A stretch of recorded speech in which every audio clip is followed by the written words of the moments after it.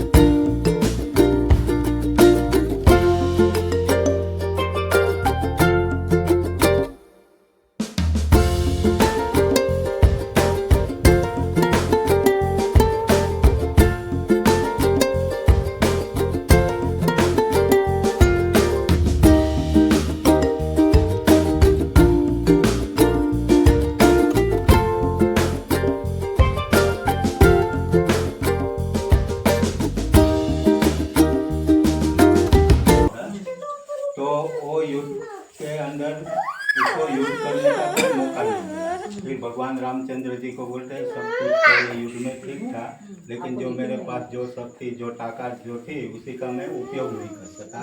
तो जाम्बुवंत भगवान को बोलता है मेरे को युद्ध चाहिए।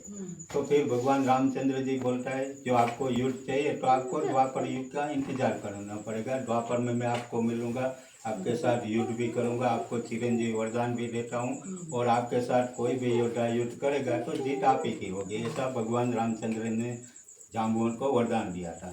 तो त्रेता युग पूरा हुआ, फिर द्वापर युग में कृष्ण भगवान के ऊपर वो मणि चोरी का इल्जाम लगता है।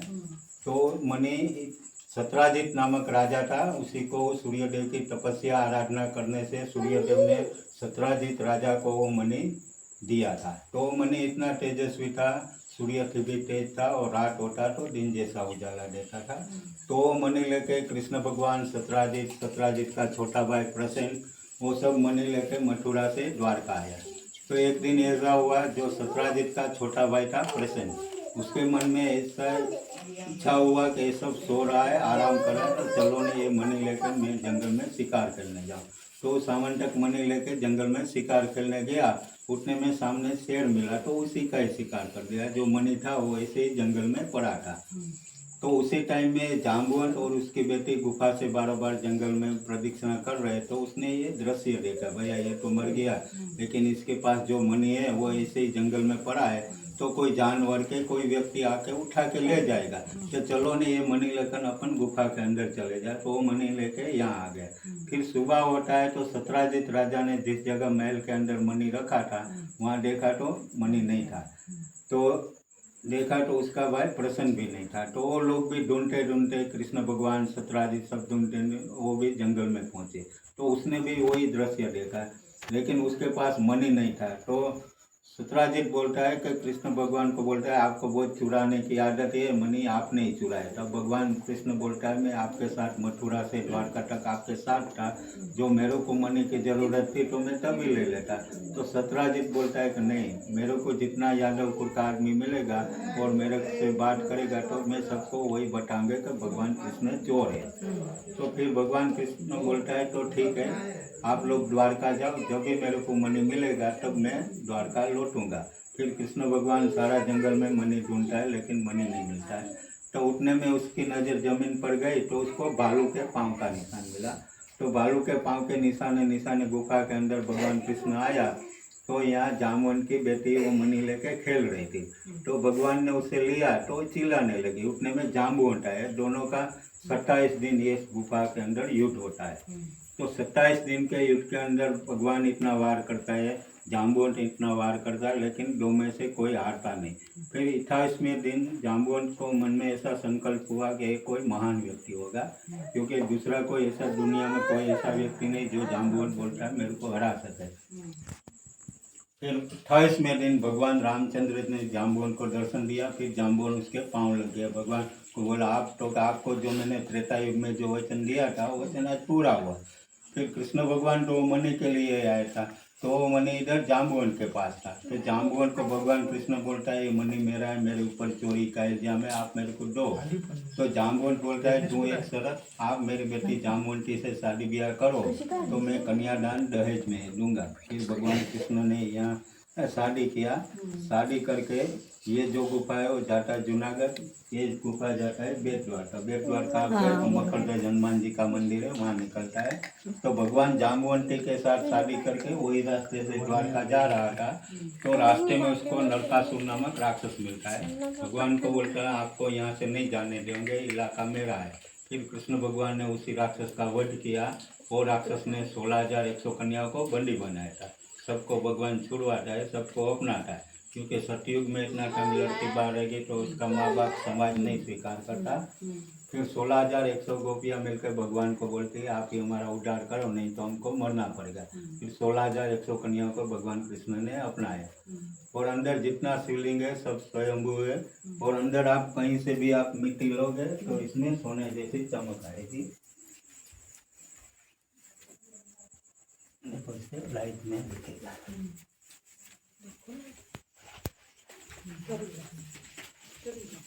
हाँ सोन्याची द्वारका म्हणून दिखा। क्योंकि वो जो सामंतक मणि था उसी पूजा करने से डेली का 8 बार मतलब 8 मन सोना देती थी, तो उसे लाइट से पूरा मिट्टी सोना हो गया। परत ऐकायला लागेल वरनं मी सांगतील त्या दोनों साइड लो लागू आता धुवू कुठं? एक्झॅक्टली, खरंच चमक आहे. खरंच याला सोन्यासारखी चमक आहे. या शिवलिंगापासून आल्यावर इथे लिहिलेलं आहे ताया शंख. तर जेव्हा बघू आपण तेव्हा खरंच पूर्ण गुफेत शंखाचा आकार आलेला आहे.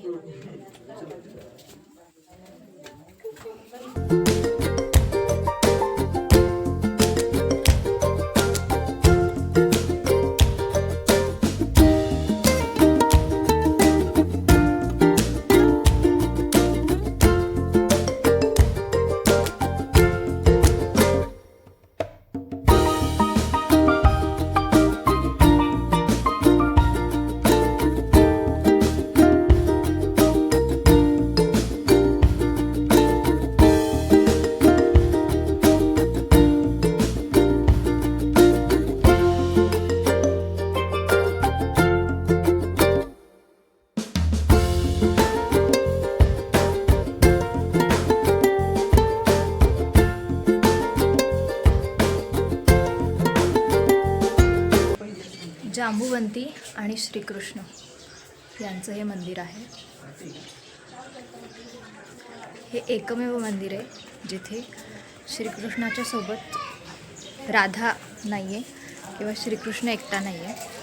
तर जांबुवंती आणि श्रीकृष्ण असं हे मंदिर आहे. आणि इथल्या कहाणीप्रमाणे त्यांचं इथे लग्न झालं होतं म्हणून या दोघांची पूजा इथे केली जाते. खूप जास्त पक्षी आणि ग्रीनरी आहे. मोर आहेत. खूप छान आहे. गुफा फिरून झाल्यावर आणि श्रीकृष्णाचं दर्शन झाल्यावर बाहेर आल्यावर आम्हाला हा मोर दिसला होता.